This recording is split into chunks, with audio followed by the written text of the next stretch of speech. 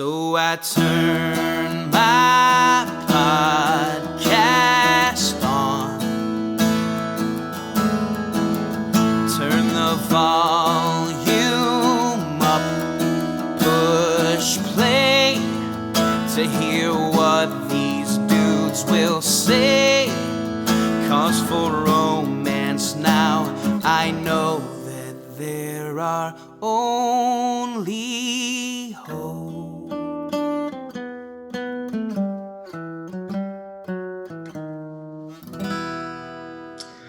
Good evening, morning, afternoon, late night, whenever it is that you happen to be watching this listening to this glorious podcast. Either. My name is Nathan Alexander McDivitt, and I am hailing all the way from Conway, Arkansas. And we are excited about our guests. And usually we do our guests last, but I am throwing out, this is a repeat guest, probably the third or fourth time that she's been on here. She was my boss at one point, and she was one of the best bosses I've ever had. And I'm not just saying that because she was my boss. She really was. And so, Julie Plunk, all the way from Mount Hendersonville, Tennessee. How are you, Julie? So good. So good to be here. This is always so much fun because we and you and me and Mikey go way back. So it's just fun doing this with friends. We go back a decade. We've officially eclipsed 10 years. Can you believe that? I can't. Nuts. That's crazy. I feel like think about how much we've changed since then. Like Mikey's not changed a single bit. I haven't changed one. Back then, I would have gave myself 5 years on the burgers I ate. So I'm just stealing time. So you hear Mikey Blag. The three of us, we did work together at a summer camp, along with Claudia, my wife, and a lot of other awesome people. One of which was not Brandon Taylor, but sometimes we just associate him with us working at the hashtag Union Fuge. I never do. I do. I do. So, BT, how are you, sir? He would have been a great staffer. Oh, well, I'm just doing great. Thanks so much for calling me in here. Wow, what a great day. How many times did you hear that whenever you were saying that? Huh? How many times did you have an echo, huh? I heard myself 45 times in that 30-second span. I hear myself a lot in my ear. I hear dead people. That's a little intense. You can't say that anymore, Brandon.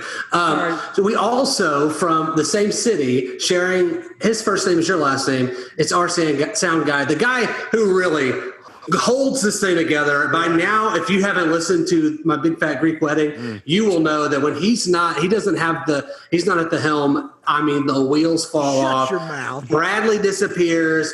Brandon has emergencies. My internet craps out. So this guy literally holds us all together. Taylor, how are you, man? I'm doing great. I was really enjoying, though, that last week, just watching Mike at work and seeing how effortful he makes it look. I appreciated it. Mikey really deserved like a participation trophy. Yeah, something like that. So I've got kind of a. I'm going to tell you the movie. The movie that we're doing is Pitch Perfect, which is a movie that is. I mean, did all of you all know beforehand it was about music? Like, yes. Okay, Brandon, yep. Did you think, Julie, you've seen it before, right? You'd seen it before. Yeah. Brandon, had you seen it, or did you know that it was about something about music? So full confession, I saw Pitch Perfect 3 years ago, and so I had an idea. We're getting a cappella. Thank you for being honest. Your integrity is always right at the top of things when I think about you. So here's what I thought we would do. Taylor, we do have the what is it called? Poster. Instead of telling what we would think this is about based on the picture, I think we should look at the picture knowing that it's about music in some form or fashion. Let's turn it on its head. We know that it's about music. So we're going to say, what does this picture tell us? But it's not about music. So it's about something else pitchy that we have to figure out. Okay. So right. Let's see what this thing. Okay. So let's go to Brandon. I feel like Brandon's going to have a good one. It says, get pitch slapped.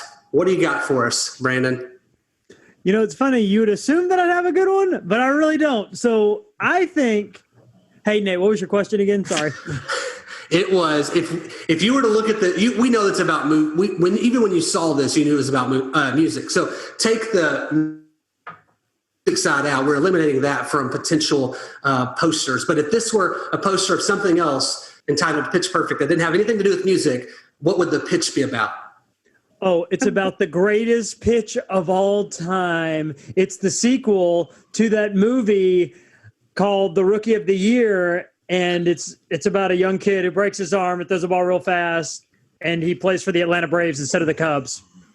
But it's all girls. There's no heat on the poster. I was thinking like a revamp of A League Their Own. Yeah, like, I thought that's where you were going. Look at this softball team. Let's go. She gets an A. You blew it hard, Brandon. Like, all right, Mikey. What about you? That was a test. All right. I was gonna go baseball, but seeing as he stole it, we'll say like maybe they're like a roller derby team. Because they look like they could be like a roller derby team. Maybe they're like the Pitchforks. That's their name. And so like this whole thing, they're just looking like they're BA. They're about to tear it up on the roller derby. What? They're pretty bad.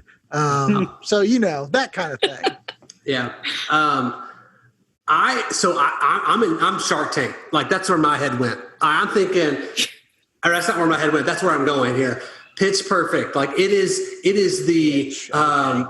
It is not Shark Tank. Instead of having all these millionaires, these are like you have to pitch to be in their cool club, like a sorority or something like that, and or just cool club, and it has to be a pitch perfect in order to get in. Otherwise, you get your head shaved or something. I'm gonna give us 3 A's and a D-.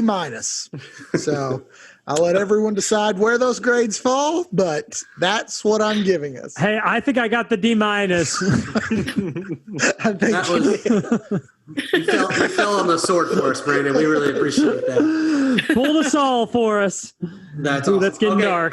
So this Pitch Perfect, it is I think 2012. That's when it came out. I believe that was the year it came out. Yep. Which would have been 2 years after we all worked together.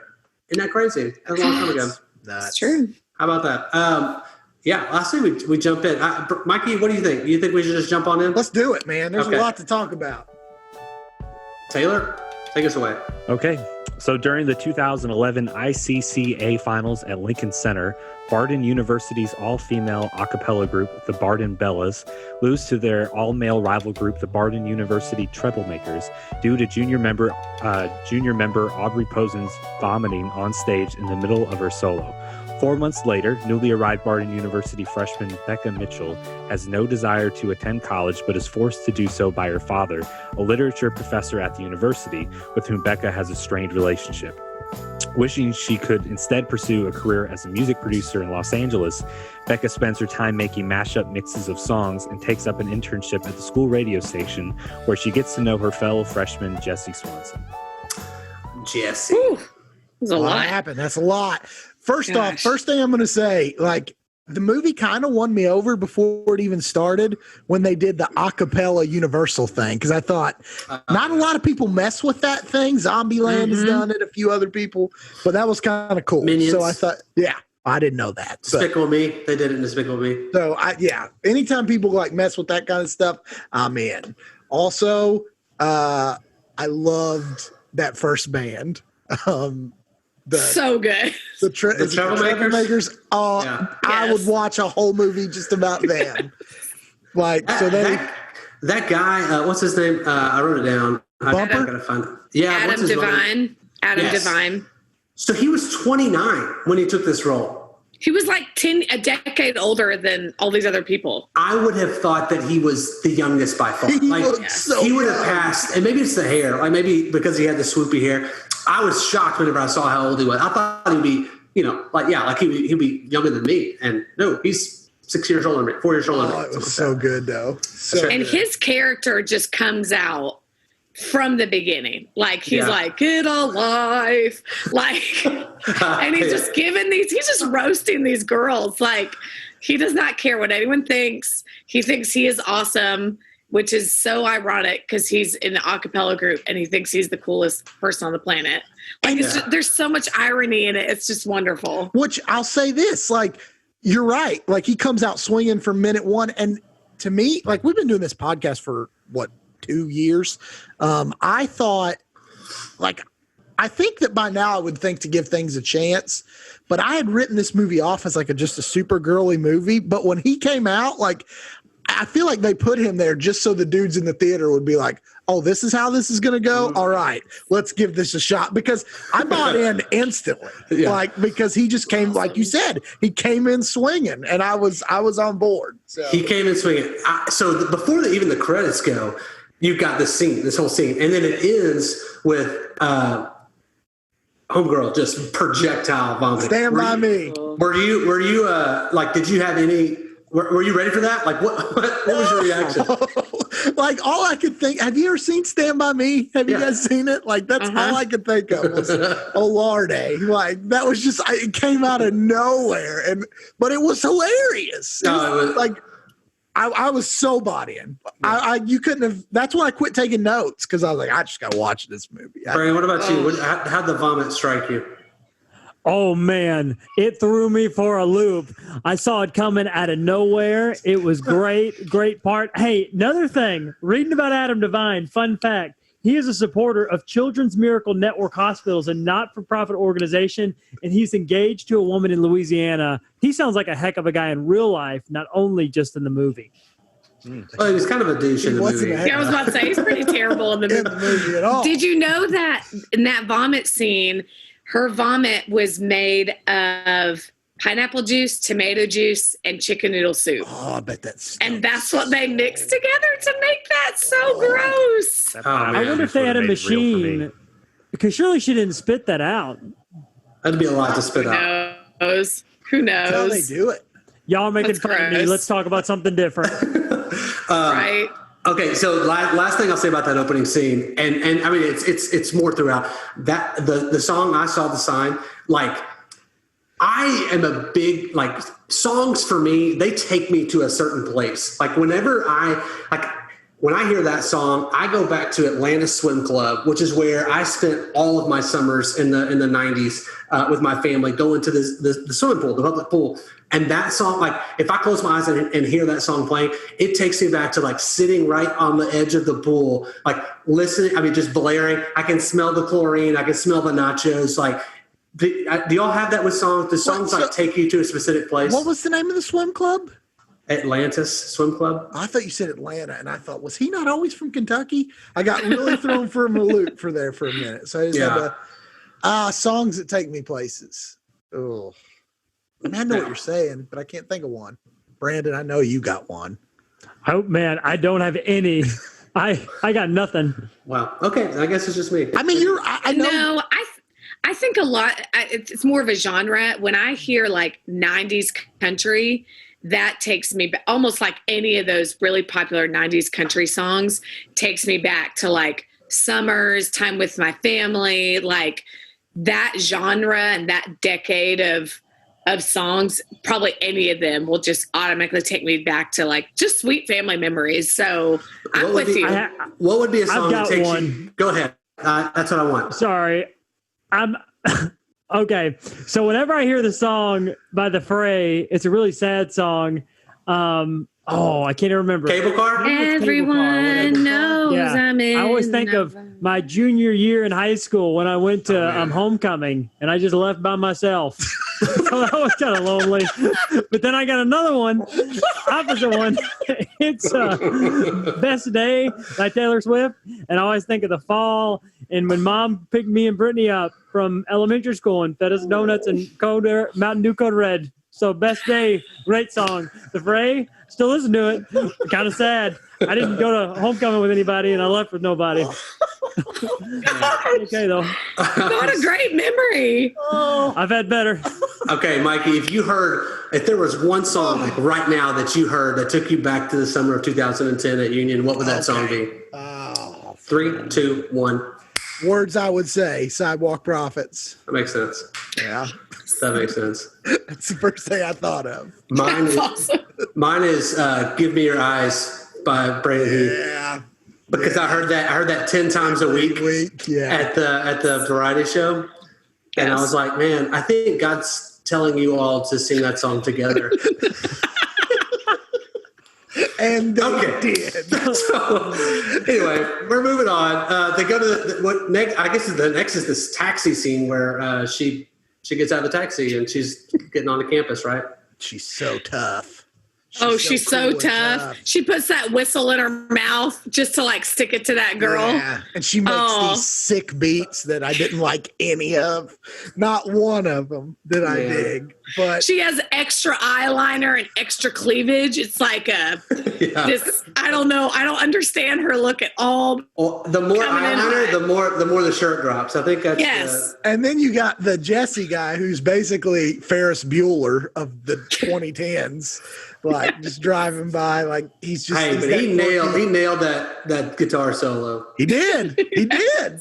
It took me back to Guitar Hero. I was like, and then he goes to his room and meets his roommate, who's basically Taylor. Wow. You'll get that later. Oh man. Okay. It's just a Star Wars. But his roommate Benji is another guy that I think makes the movie for the he's like the male side. He's so funny. So I did write that down. I wrote down There are a lot of parallels. Yes, there are. There's like I wrote down all the like from the get go. This is very extreme. Like they overplay all the like they overplay it all, which makes the movie awesome. Right. But the personalities, like we'll get to. When I wrote this down, it was in the audition, which we'll get to in a minute. But like I just thought the way that they made each character, like each personality, was awesome. Like there was not one that I was really annoyed by. Right. And I don't want to gloss over it. Even those two judges, like I know we got to take a couple steps back. So good. Phenomenal. Like they were.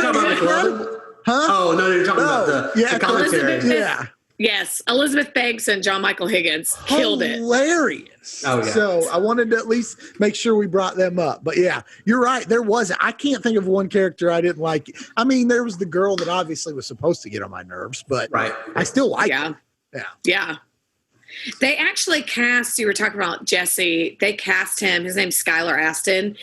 They cast him specifically because they were looking for someone that had a John Cusack kind of look from Say Anything. So someone that was like kind of cute, but like not super like in the hot category. And you kind of like him, but you're not like, oh gosh, he's won me over. And I feel like they really nailed that casting. Yeah. He was 100%. Yeah. Yeah. I thought he kind of looked like Dan Cook, to be honest. Yes, I see that. I do see. Mikey disagrees. I was trying to. No, it took me a minute to get there. But yeah, I sort of see it. I'm not like full on see it, but sure. Thank you. I see it enough. And then her roommate, Kimmy Jen, she was fantastic too. I loved her. Loved her. It was so good. She was awful. Just so unpleasant. Oh. Yeah. You Okay. don't have roommates like that? I never did. Well, Do you have one now? You have one like that now? He said he just had one move out. Hi. no, but so they had. I was trying to think. I forgot what I was going to say. Something about Kimmy Jen. Oh, some might argue, and I almost argued that she was the unsung hero of the movie, but I'm letting it go early. So I'm glad you steered. I can explain why I think she was. I think I've got two unsung heroes. So we'll just. I mean, I get it. If she wouldn't have like gone to the activities fair, and they would have never. Becca would have never gone with her. It's not even that. It's We'll get to it. Sure. Yeah. Oh. You take your pitiful little pitch, and I'll explain to you why it really was the unsung. Mine was the perfect pitch. Oh, where did we leave off? I We just think got it introduced to him, to Okay. Jesse. Gotcha. Oh, yeah. So I guess the activities fair is next. Is that in the next paragraph, Taylor? Yep. Yeah. Let's hit it. At the university's activities fair, Becca is invited to join the Bellas by seniors and current co-leaders Aubrey and Chloe Beale, but she declines. Later, Chloe discovers Becca's talent for singing and convinces her to audition. Becca reluctantly auditions by performing Cups When I'm Gone, which impresses Chloe and joins the Bellas despite Aubrey's blatant disapproval with Cynthia Rose Adams, Stacey Conrad, Lily Onakaromara, and Patricia Fat Amy Hobart. Meanwhile, Jesse joins the Troublemakers. Oh, Oh, there's so much there. Oh, so much. Hey, you nailed that last name. I read it like 20 times while you guys were talking about the last paragraph so that I could have a chance. Hey, Way to go, Taylor. Brandon, it said I couldn't remember how it didn't say how did she come to know that Becca was a really good singer? Do you remember? I do remember. It actually made it a little uncomfortable. So Miss Becca, aka Andrew Kendrick, she went to the shower and they have a pan, and a pan is when they slide their camera kind of in a shot for all you listeners. And you see a couple of feet in one shot. One is like big old man feet, the other's little baby women feet. And women don't have baby feet. Women got normal size feet. Women have great feet. Better feet than I do, that's for sure. But anyway, so Anna Kendrick singing a song in the shower, and lo and behold, boom, there's Brittany Snow opening up the curtain, and Brittany Snow is one of the leaders of the captains of the team of the singers of the cabaret. And she's like, I'm not leaving until you sing me a song. And Brittany Snow is naked. And so Anna Kendrick is super not naked because she's got a towel at this point because she is concerned. She's kind of naked, not super not naked. She's kind of naked. Oh, yeah, she's kind of naked. Good call. I mean, she's naked. She just has sudden, a thing over her. Exactly. She's naked. Yeah, essentially they're naked and she has to sing to her because Brittany's no one going to leave. And then after she sings it, her boyfriend is there, and that's not appropriate. And I don't endorse that. So if you're in college, I wouldn't do that. Or not in college. But if you're married, it's fine. There's a few things during this movie that we're going to have to ask you to describe because it's just so wonderful to listen to. I really appreciate that, Julie. Yeah, you're welcome. Hey, for all you people out there, you should follow Brandon on Instagram at the Hungriest Goober.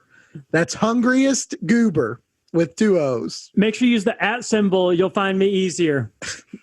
So Nice. Back to the I do want to go back to the activities fair. Mm-hmm. So you know the part when Fat Amy does her mermaid dancing scene where she's like on the ground. So good. And that was completely improv. So I read that a lot of what Rebel Wilson and Adam Devine, both of them, a lot of what they did was just unscripted. Like they just would like go off on these like 20-minute tangents and the cast would be like dying.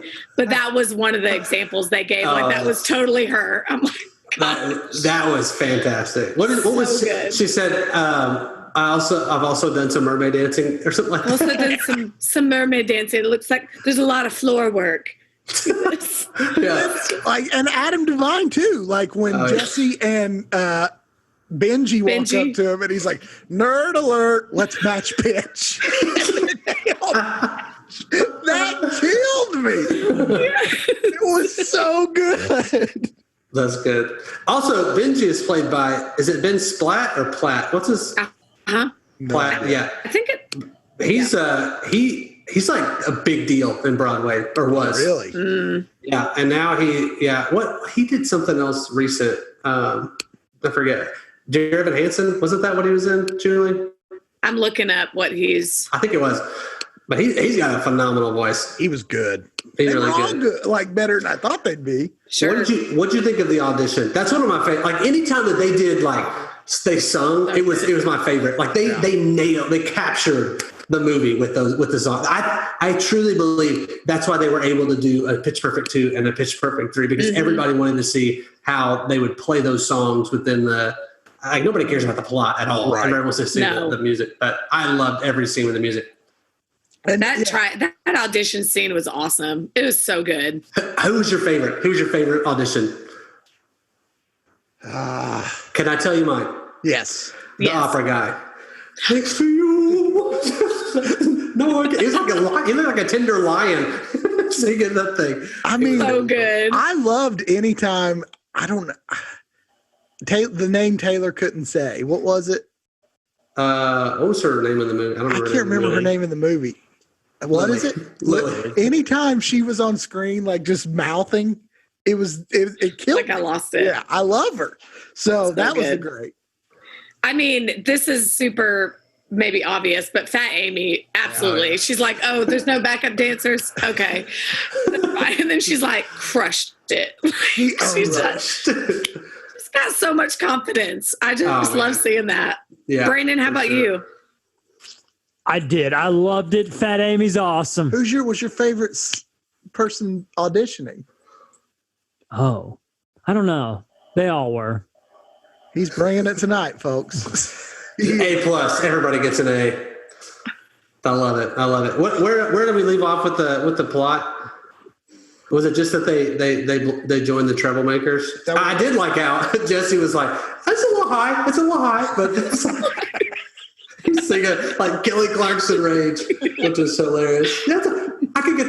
Oh yeah, it was really awesome. I liked it. I think we can move on. Was that Cup song? Was it a thing before the movie, or was it like because it was on Reddit? She had learned. Anna Kendrick learned it on Reddit.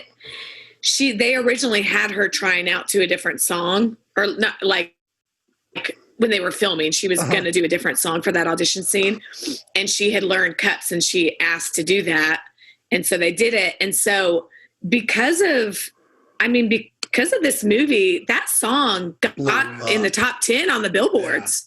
Yeah. Her version of that song, I mean, it's kind of cool because it's a really unique song. I mean, talk about how hard that is. Yeah. Like, I tried to learn that one time. I'm like, oh, yeah, I'm out. Like, I can't do that. They even made a music video. It was such a big deal. And that's when you know it's a big deal. Music video? Mm-hmm. Yeah. I missed. Yeah, I didn't know any of that. But she was in a restaurant. Oh, yeah, that's right. Yeah. I also read that every scene that Anna Kendrick sings in, anytime she was singing, it was live on the set each time. Wow. Whereas the other actresses were not.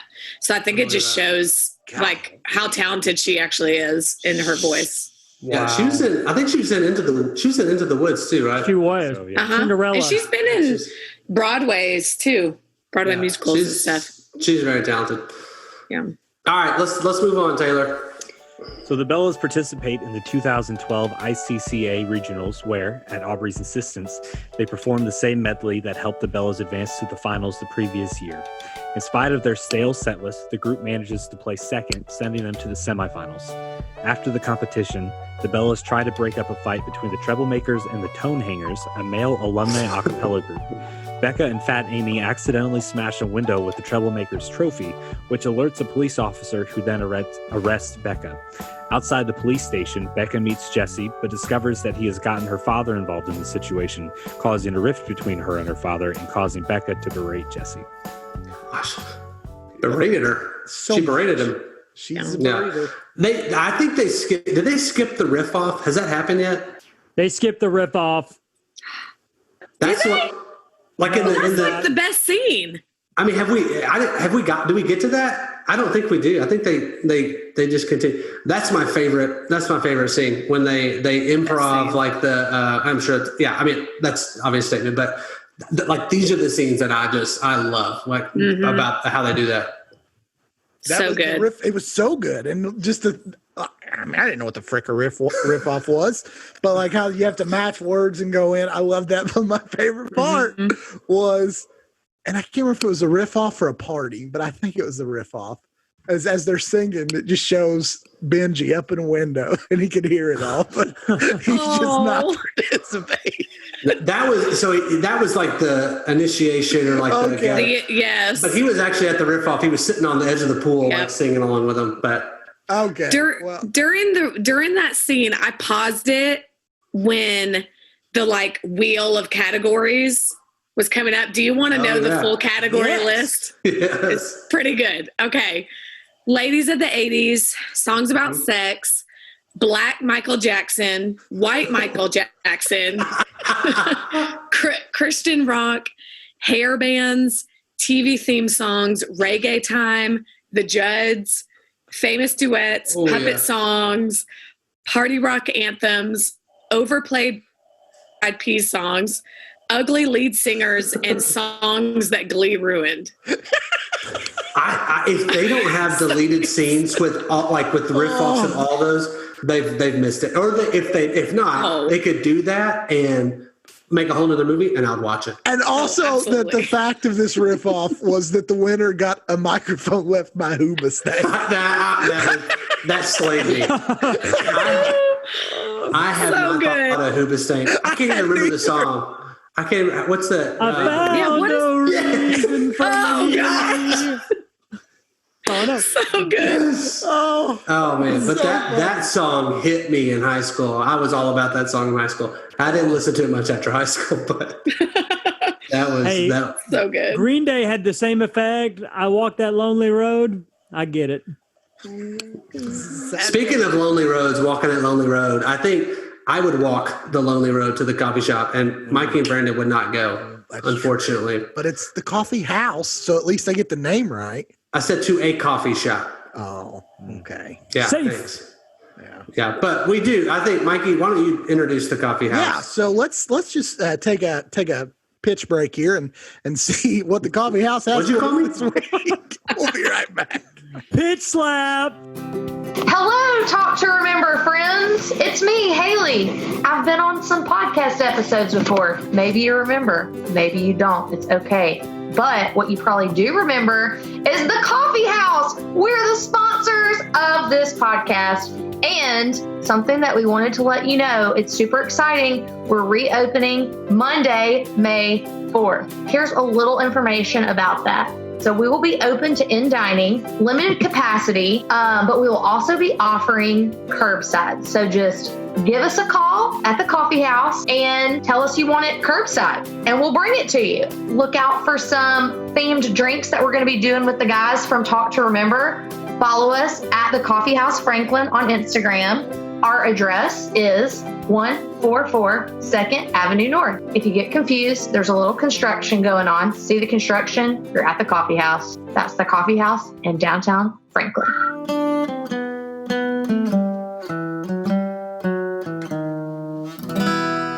And we're back, and that was a great. I hope that you all are hitting the coffee house and getting whatever they've got for us this week. But we got to get back in this movie, okay? There's a fight, and we need to talk about this fight. It's between the Troublemakers. Well, it's supposed to be between the Troublemakers, but Bumpers, he pulled something during this song, so he could not participate in the fight. So instead, the Bellas jump in, and they get in a fight with Turk from Scrubs and the small cop from Brooklyn Nine-Nine. And I'm not too sure who the other two dudes are. I think the one might be the guy that sings in Old School, but I don't know that for a fact. Is that Ron Jeremy? Was Ron Jeremy one of the guys? I don't know.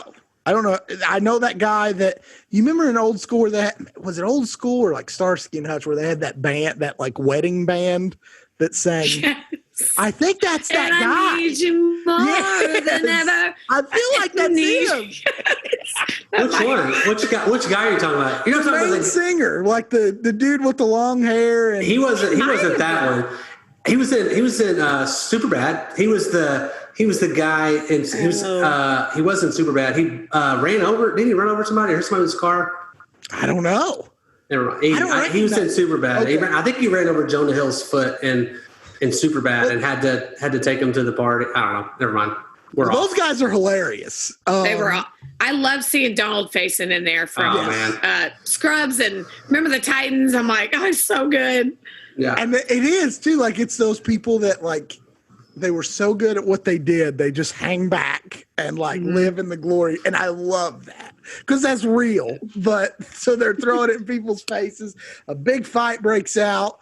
Kendrick goes to jail, and then her dad is like, hey, that deal, it's off. And I want to talk about Papa Bear for a second. All right, look, so Anna Kendrick, at the beginning, she does not even want to go to college. She wants to be a DJ.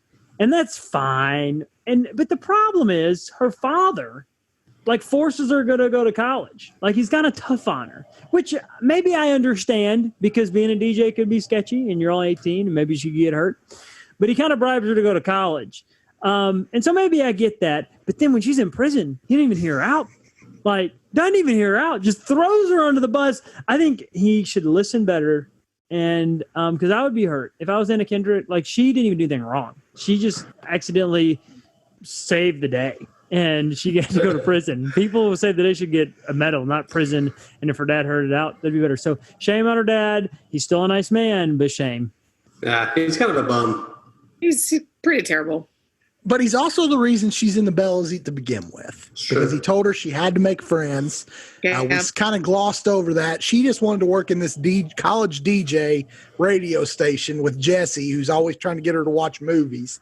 But Kendrick's all like, I hate movies. Who even says that? Like, so that brings us back to current times, I think. So Taylor, you can take it from here. So Becca tries to persuade the Bellas to be more daring, but Aubrey insists that they will win with their traditional repertoire.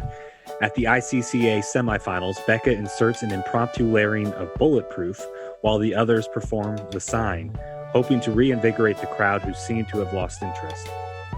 After the performance, Aubrey confronts Becca about her improvisation and also accuses her of hooking up with troublemaker Jesse, a rule breach punishable by ejection from the Bellas.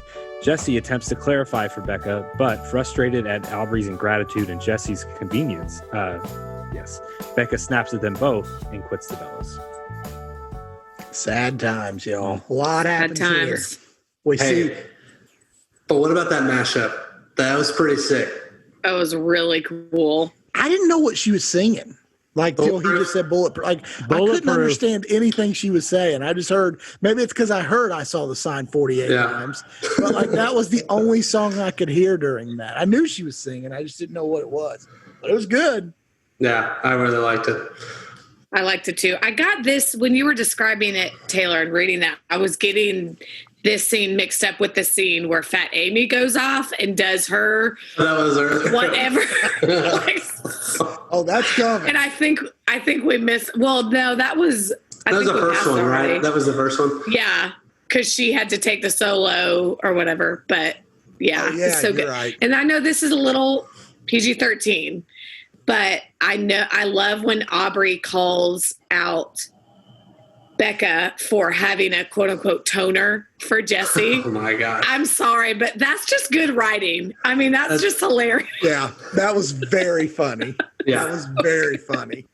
I forgot. And then of course it all blows up in this scene because it's just, so funny. Which it's funny, like the romance of it all, like I could take it or leave it. Like I was way more into the music stuff than I was any sort of romantic thing, which is interesting because this podcast is all about putting the man in romance. But this movie was not about the romance at all. No. Mm-mm. No, but that was okay. I was okay with that. Mm-hmm. I mean, there was like this will they, won't they with Bumper and Fat Amy that I was super interested in. But I guess we'll have to wait till part 2 to see how that plays out. So Was it on the way to this one whenever he throws the burrito at her? Yes. She's been shot. It's so good. Oh, it's so good. Yeah. It's so funny. And I love that whole story though. That whole storyline. Like, do they like each other? Why does she have his number? Have they gotten together? Like, It's so good. I love it. It's so, and I can't remember the second and third one as well, but I think that continues. I mean, the first time they meet, he said something along the lines of, "You're the most disgusting thing I've ever seen in my life. Should we make out?" Or 'Cause I feel like we should kiss. Would that be good? Well, sometimes what was her I think response? She I'm said gonna something. She says, "Sometimes I think I should try crystal meth," and then I'm like, "Nah." Yeah, she's got. There's 3 or 4 lines of hers that just got me. I forget what the other one was.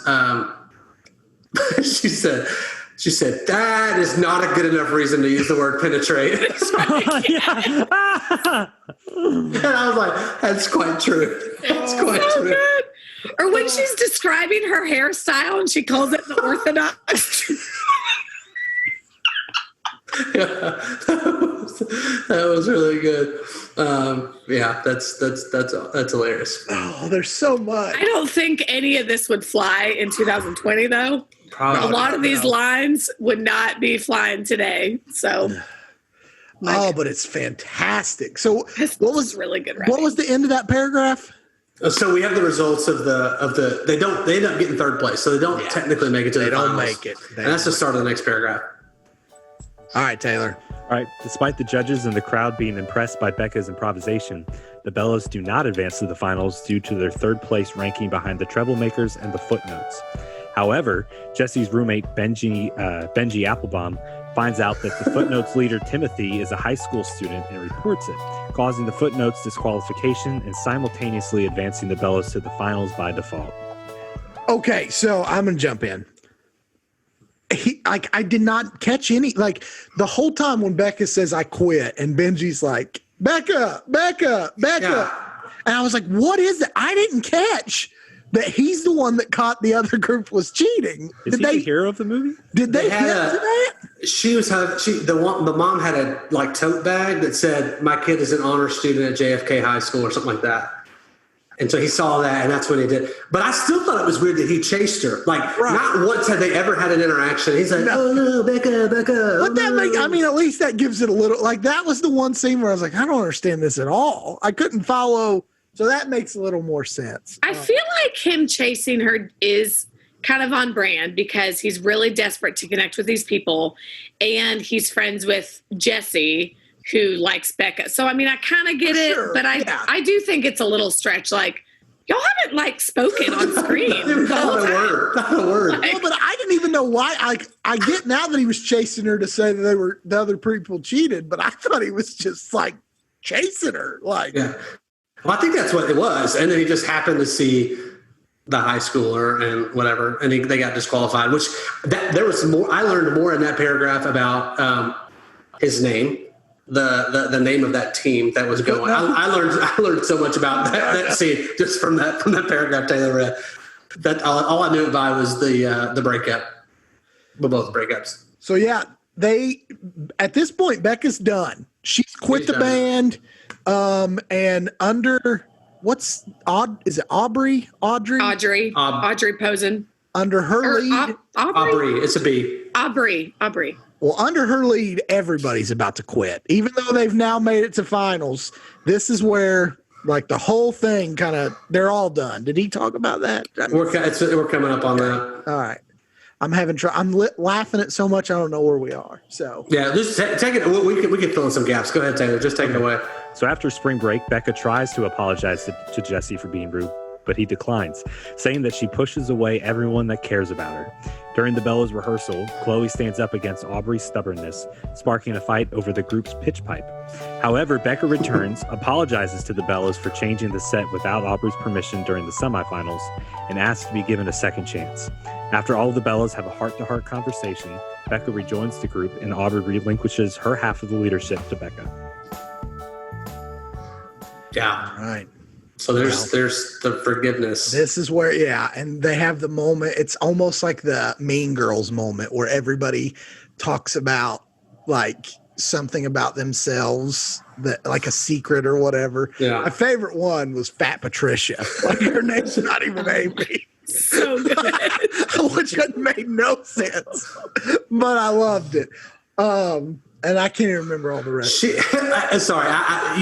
So it's Fat Amy, and she's from Tanzania. And didn't she at the very beginning? She's like, it's with a T. Like, I don't remember that. It was at the very beginning. She's like, yeah, I'm from whatever in Tanzania with a T. You know, like, as if there was some other letter that it might start with. No, she says I'm from Tanzania, but she says she's one of the few people with teeth.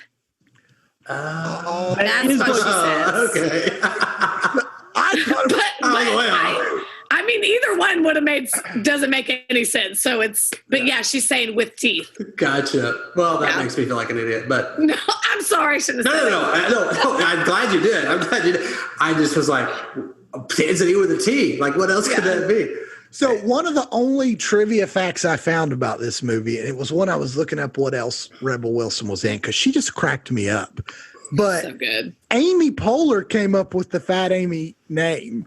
And it was when she was pregnant. Like, they asked her how she was feeling, and she was like, I feel like Fat Amy. You should name a character that. And so that's classic.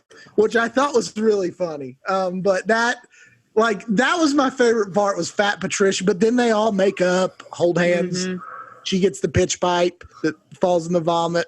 And then they go outside and do that Alley song, like that mashup. I can't remember what the two songs that was. It was Bruno Mars, Just the Way You Are, and I was thinking about her, thinking about me. I don't know what that's called, but it's the Nelly Only song. Just a Dream. Yes. Just a Dream.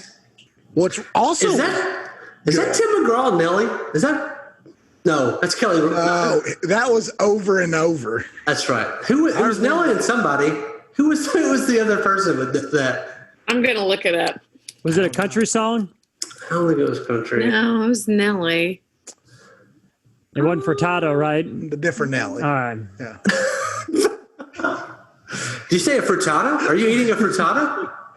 Well, yes. Only just a dream. Okay, yeah. But so that's all happened. So they're getting back together, but the troublemakers there's treble in the water. There is. They're running 12 deep in a hot tub. And Bumper, gosh. Bumper busts in and he's got to go because John Mayer needs him. So I would leave them in a heartbeat for John Mayer. Bye. I would leave him for heartbeat to just change the strings on his guitar. I'd do whatever he wanted me to do. Bumper heard go ahead. Oh, I was just going to say I found a fun fact about that scene, and I have never noticed it before. So, they're in the hot tub. Behind them is a TV, and there is a fake porno going on the TV. I didn't even. Well, I think they're clothed. Like, the girls are clothed. They have, like, bathing suits on. But Elizabeth Banks made that fake porno specifically for that scene. I guess she thought it was hilarious. So it's this like fake porno in the background. I'm like, how would you even, where do you come up with this stuff? I know. I'm like, oh, so many undertones. I'm like, is a real wild card. Could you imagine like sending out the casting call for that too? Like, listen, it's going to be we're making a fake porno. Yeah. Like, come on. Yeah, that's hilarious. I didn't even I guess I was laughing so much at all the dudes. I didn't even know there was a TV playing. Oh, I didn't either. I've seen this movie dozens of times and I never even know. But of course, when I rewatched it, I was like, oh, now I want to see. That's and funny. It's just random. Hold on to your nuptials. Dynamite drop. I don't know what that means. Hold them close. But it came in my head. I want to say it. So Bumper's out, and Jesse goes to get Benji, man, I was so excited. Talk about redemption. Like I was every time I look forward to this last scene every time I watched it. It's my favorite. It's my favorite performance. So good. So that's taking us to finals. And this is where I thought this is where Fat Amy shined. Because this is when Becca got her nodes out. Or not Becca, but the other girl, right? Brittany Snow. Yeah, she did, but she did her solo at the very first one. Did she really? Mm-hmm. Because this is the one that she's saying it was because of the nodes that she took the solo. Okay. And then the second one, they started saying Anna Kendrick hijacked it, and then this one was we're all in on this new mashup idea. Okay, all right, all right, Taylor, take it away. So meanwhile, Troublemakers leader Bumper Allen leaves the group after being offered a job as a backup singer for John Mayer.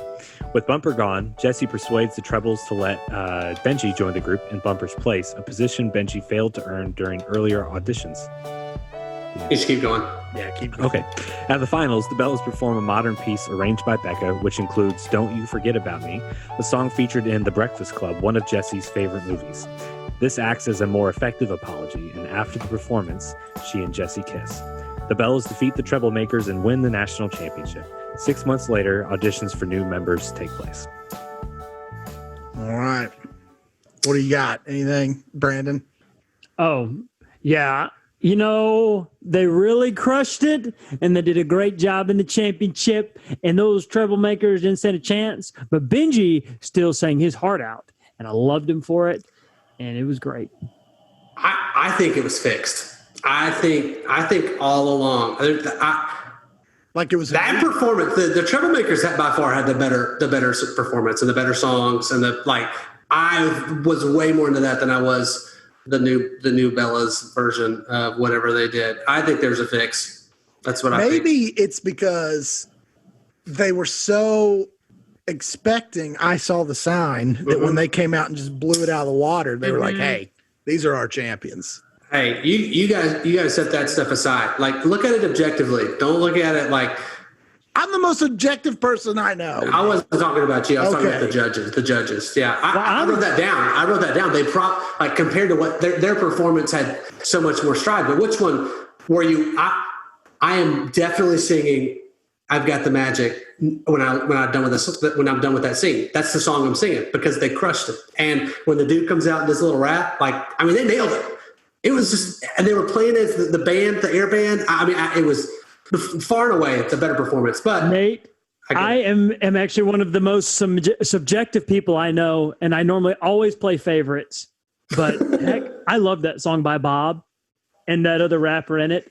And in fact, I loved it so much, I'm going to add that to my Spotify playlist after this time is over. What's your playlist called? I think it's like Incredible Songs. That's perfect. That's really good. Could you share that with me? Heck yeah, man. I'm a team player. I would love Incredible Songs. Okay. Yeah, it's a coin flip. I don't know. I like the Bellas perform. Both performances are awesome. Yeah. But I think musically about the range that the Bellas had to do for a bunch of females to be able to produce was really impressive. To have a female rapper is really impressive. And their choreography was pretty awesome. Like, I think it was I don't think it was like a landslide Bella's win. Like, it wasn't so obvious. I'll give you the range. I'll give you the range. Yeah. Okay. I'll give you the range. Although I still have a problem with that because Benji. What's her name? The girl who has the notes. Bridget Snow. She said she couldn't sing over a G sharp. She led the song. Like she sang that first little bit, and I was like, wait, I thought she couldn't sing like that. Anyway, but because they told her like you can hit the bass notes, but she didn't sing bass. She sang. What's a miracle? Hey, I love miracles, and Julie just changed my mind. Bellas deserve the win. Back on the other side. I was going to say I'll give you the range, but I think the choreography for the guys was better. They had the whole band set up like they were like I think that was better. But creative, yes, but it wasn't. Capella. I feel like it was more creative, but it wasn't more difficult. You think of some of the moves and the synchronization that the girls did.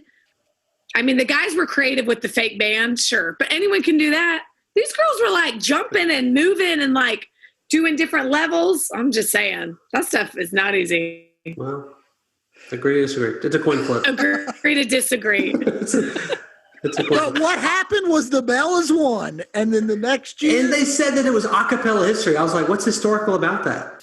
At the beginning of the movie, they said it was like when they made the finals the year before, they said girls never even make the finals. So maybe it was like the first time girl. Yeah. They were like, and then the guy was like, why? Or Elizabeth Banks was like, why? And the guy was like, well, because they don't have different pitches. It's all the same. And so he went on this big sexist spiel. And he said they're about as good at singing as they are being doctors. Yeah. I missed that one. Wow. Okay. I take back some of my criticism of the ending and the plot holes, but okay. So then they're picking the song for the next year, but they don't really pick. It just goes off. And that's the movie, right? Is that like a cliff? I haven't seen. Is Pitch Perfect 2 the one where they do like German, where they go to Germany or something like that? I think I'm pretty sure. I've only seen that one time, but I think so. If you want to know about 3, Brandon's seen that one. Yes. No big deal. But yeah, I think we can jump into the end here then. Yeah. So also, did Becca, when she blew in the pitch pipe, was that the vomit pipe? The puke pipe? Yeah. I don't know if I can handle that. Yeah. That's I tried not nasty. to think about that. Okay. All right, let's jump in. Brandon, why don't you give us your final thoughts, your favorite character, and give us that song, man. Well, okay, final thoughts. Here's the thing about Pitch Perfect. One, it's just a really well-made movie. And you're all right. It's not really necessarily all about the love. It's not about the romance takes kind of second fiddle, if you will, to the music and just the camaraderie of these nice young ladies and this comeback of song. So I love it. I think it's hilarious. It is clean enough, which I appreciate. And there's some parts that are a little dicey, so it could be up to if your child is not over 13, I might question whether they should watch the flick. But I loved it. Loved the characters. A big Rebel Wilson fan, big fan. She's awesome. Even Lil Anna Kendrick, I like her too. And she was great. A little teenage angst, which is fine. Brittany Snow always crushes it. I love Benji. So Benji is my unsung hero. Your favorite character? He's my favorite character. He's hijacked the unsung hero. Here's why. Look, Benji, he is just the dude who wants to fit in, wants to make a couple friends, and wants to sing a song. Who don't want to do that? I know I do. Well, Benji also loves magic. And you know who else loves magic? I love Michael magic. Scott. He's pulling rabbits out of hats, parrots out of sleeves. He's just playing with a random claws while he's listening. And you know what? Even though he gets shut down, he still gets right back into the group. In fact, guess who would have never made it to the finals if it weren't for a person, and it was Benji. He saved the day. He's the man. So I love Benji. He's my what is it called? Unsung hero? Favorite? Yeah, favorite. He's my favorite. But I have a lot of favorites. They're all my favorite, but Benji really was my favorite. And then I have to give my rating. And your song. Okay, I'm going to give this one probably 1.75 million butterfly tattoos.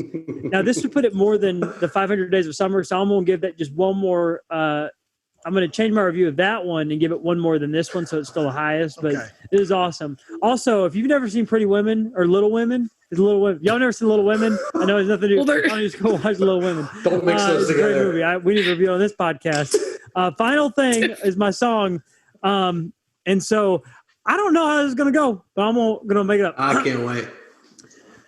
Pretend there's a piano playing. Pretending. Okay. What does it need to play? I'll play it. Yeah, what's it playing? It's a soft music. Okay. Anna Kendrick sat out on a narrow way many years ago, hoping she'd become a DJ along the broken road.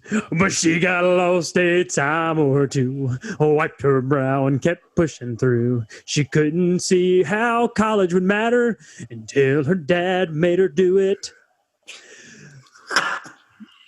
Oh, how does the song go? That's good. Every long lost dream led her to the Bellas. They sat there and sang their hearts out to the world. That much I know is true, and that's the end of the song, and that one is a great. All right, well, that's me. I'm not going to say any more of this podcast. That was good. That was fantastic. That was so Julie, why don't you go? Actually, no, I'll go, and then I'll let Mikey transition to Julie. So I really liked this a lot. I think the reason, set the romance aside. It really was nothing about this was romantic. It was definitely second fiddle, maybe third fiddle. I thought just all the personalities were so funny to me. Baloney Barb, we didn't even talk about her. We shouldn't talk about her, but Baloney Barb, that was one that was really funny. So good. I think Benji Applebum, that is just such a fun name, and he's a great character. The girl the soft-spoken girl, she was just classic. I mean, they had a lot of different characters that were just so good, so good. I was a big fan of that. Let's see. My favorite character, it's a twosome. It's the commentators. They played off of each other so well. I wonder. I thought you might even say this, Julie, that they were a lot of what they did was their interaction was ad lib or spontaneous, because they had me rolling. Just so funny. And I think it's because it's all played up and they were just dead serious about it. And so I like they're my favorite. Elizabeth Banks, and what was the guy's name? John something. John Michael Higgins. Yes. I thought they were fantastic. I really are they in the second and third? Yes, at least the second. Yes, I'll have to watch that one. Yeah, I'm a big fan. I've seen this multiple times. This is one of the movies like if it's on and I've got nothing going on, I have no problem throwing this on. It's just I love music, and so the music side of it is really good. And there's just so many like funny characters that Bumper is just hilarious and just so the dynamic between him and Amy, Fat Amy, was funny. Anyway, so all of that, I really like it. I would say if I had to compare it to some movies, there's just little parts that because my favorite characters are the commentators. I'm thinking Dodgeball, like just the over the topness of like dead seriousness of something so niche. It was so good. Like, and I felt the same way about Dodgeball. Like the commentators there Jason Bateman. Yes, Jason Bateman, he crushes it, but they're so good. I really enjoyed that. The whole like Mikey, ever since you said this about 10 Things I Hate About You, the scene where like all of the stereotypical people, I thought they did this really well. And it reminded me of 10 Things I Hate About You or even it just slipped my mind. The one She's All That? Nah, the Scrunchy, the one that we watched. All the boys. Yeah, like it just how they did the groups like that in a school setting. A lot of times I'll go back to 10 Things I Hate About You in that regard. It does have the Mean Girls type of feel too, where the lead girl is kind of a bad. She kind of turns around or whatever. Whoa. She's made to be the villain. She may not be a villain in your book, Mikey, but she's made to be the villain. Regina George is a saint. Okay. Yeah, you can do that. So yeah, that's what I think. I think Dodgeball is because of the characters, and then the Mean Girls is also another one that I had. So I think that's all that I rate it. I didn't rate it. I'll give it a 4.5. It is very entertaining and enough so entertaining that I would watch the second one. I haven't, but I would watch the second one and I would watch the third one and I would watch it if it was on, and like I would have no problem watching it, or if someone else was watching it, I wouldn't be like on my phone the whole time. I'd actually watch it. So that's where I stand on the movie.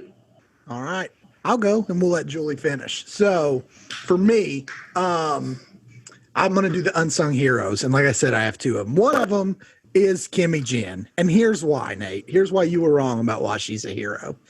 Had her dad not busted in that room while she was oversleeping for class and said, "Do you even have any friends?" And she goes, "Kimmy Jen." And then Kimmy Jen goes, "We're not friends." Then her dad would have never made that deal. And this whole circle wouldn't have unraveled. So without Kimmy Jen, Becca's not a Bella. It's not happening. So we have to thank her for that. But that's after. No. Yeah, it is. It's after the activities fair. Yeah, it is, but she didn't join the thing yet. Oh, okay. I see what you're saying. All right. But the real unsung hero of this movie is also my favorite character, and it's Bumper. Let me tell you why this guy's an unsung hero. Yes, he's a jerk, but he's also a champion. He has won that finals hundreds of times, as he said. He leads them to victory after victory. He pushes them to great choreography, as you've said, Nate. Great song choices. They're powerful on the stage. And you know what happens? The one time when Bumper leaves them for greener pastures, they don't finish first place. Because without Bumper, those guys are nothing. They're nothing. And so that dude is the hero that this movie needed, and he's my favorite character because of it. As far as final thoughts go, this is a movie I was not expecting. I didn't know if it was going to be a romance. If you look at that poster, you just think this is going to be a very girly movie. I just always have.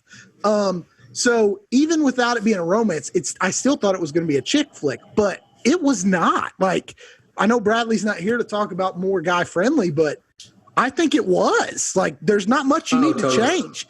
And so you said, you would watch these movies again. Like, I will. I'm going to watch the sequel, and I'm going to watch the third one because I really, really enjoyed this movie. And so, though I said I would never do it again. Oh, no. Don't. I'm going 5 butterfly tattoos.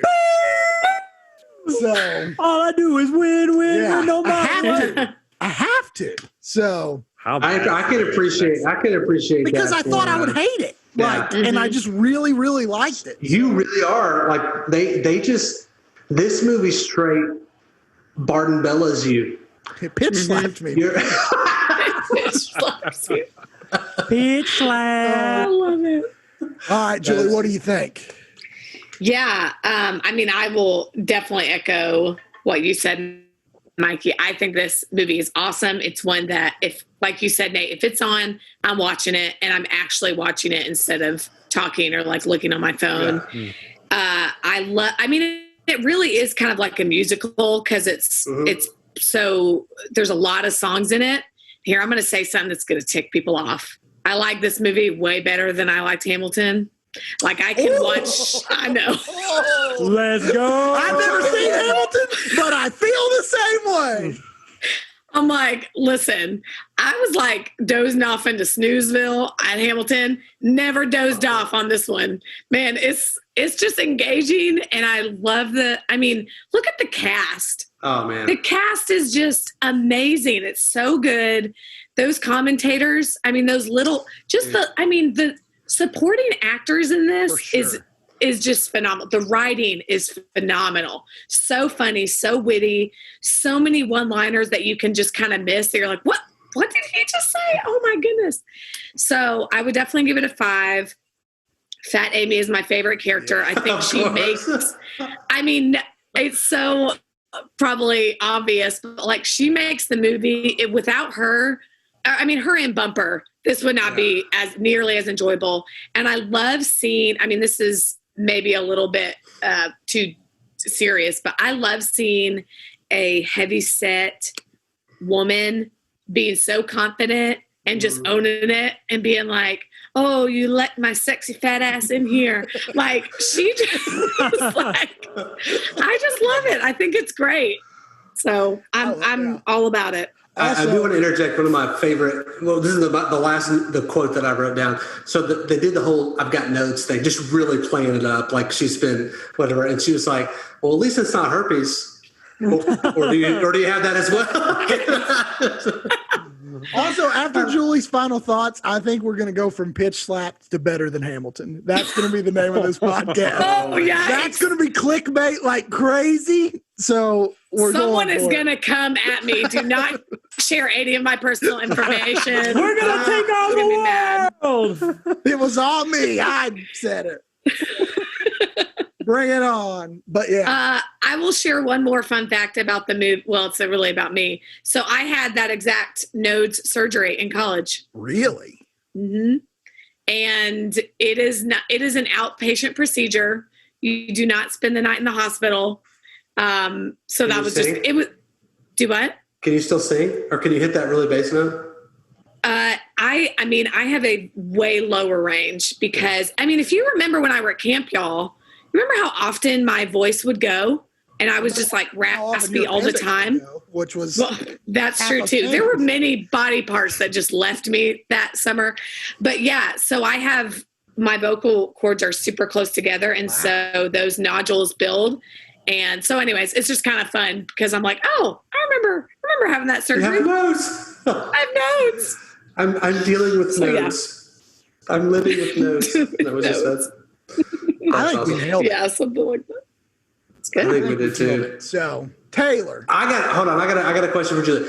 What's your favorite? Is your favorite mashup the last one that the girls did? Mm-hmm. Is it okay?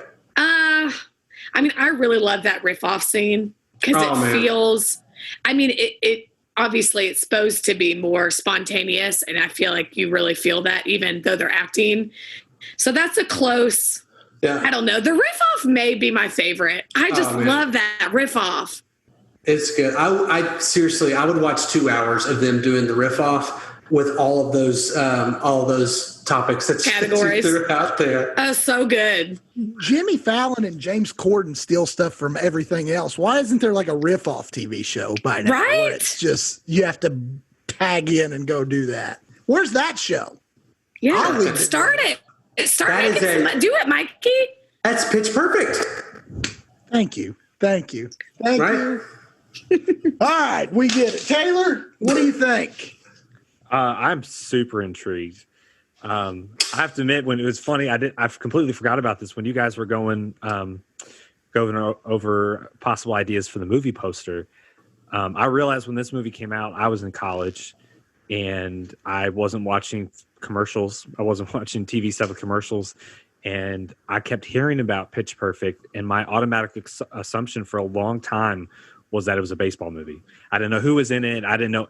All I knew was there was a movie that people liked and it had that title. So it was a fun little take back there. For me, I'd forgotten that I had no idea it was a music movie. And yeah, I do. I really want to watch the movie now. Again, Mike, you'll love this, but when you can come in and right from the get go, you're like, no, I like this. Oh yeah, that's not power. what I was expecting. That's power I have. It really is. It really is. I think one last thing, Carrie, who's on here quite a bit, I think she told me that this was filmed on LSU's campus, like while she was there. Really? So I couldn't, I tried to figure that out, but that's where she said it was. Yeah. That's true. I think they even had special showings there too.